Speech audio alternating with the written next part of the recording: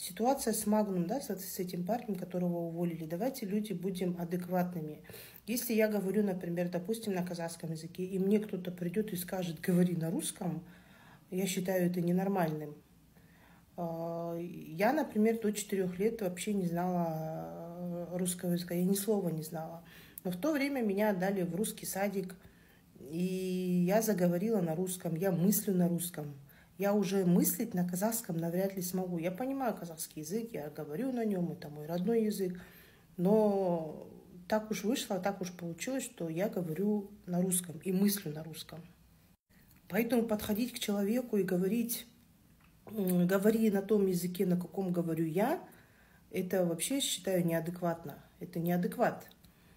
Другое дело, то, что его уволили, да, это, не такая, ситуация, чтобы увольнять вообще без права там восстановления в этой компании, да, скажем. Это да. Но подходить и вообще к незнакомому человеку говорить казахша сөйле, это я не считаю нормальным. Даже в государственных органах, даже на суде можно выбрать язык, либо русский, либо казахский, здесь никто не ущемляет. А какой-то человек будет приходить и говорить тебе казахша сөйле, я не считаю это нормальным. Бойкотировать Магнум, да, пожалуйста. Буду, в принципе, отовариваться в магазинчике у дома, ничего сложного.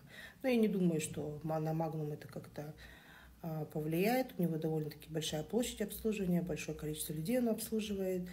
Это не такой, как вот Казах Кофе, который только открылся, его бойкотировали и закрыли. Это лично мое мнение, оно может не совпадать с вашим, поэтому можете завалить меня здесь хейтом. Короче, давайте.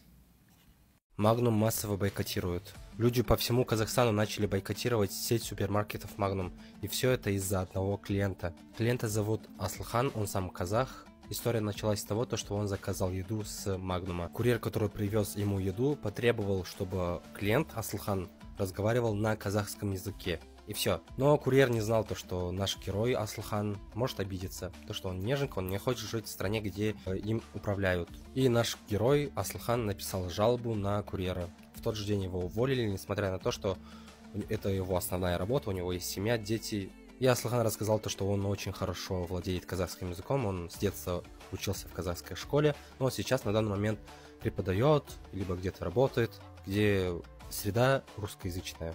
На данный момент вся страна бойкотирует Магнум. Можете открыть Тудис, посмотреть, там прочитать комментарии, отзывы. Вся проблема в том, что вся страна не так поняла ситуацию. Если прочитаем комментарии, там почти везде написано «Мы за казахский язык», «Мы поддерживаем казахский язык на первом месте». Либо я что-то не понимаю, либо же вся страна не так поняли эту историю. Они, наоборот, посчитали что курьер потребовал клиента разговаривать на русском языке. Из-за этого просто один пошел, поднял бунт, и все, как стадо, пошли вместе бойкотировать Магнум. Лично я сам поддерживаю и курьера, и клиента. У них случилось просто недопонимание. Из-за этого поднять такой бунт, бойкотировать, я думаю, не стоит. И точно увольнять курьера не стоит.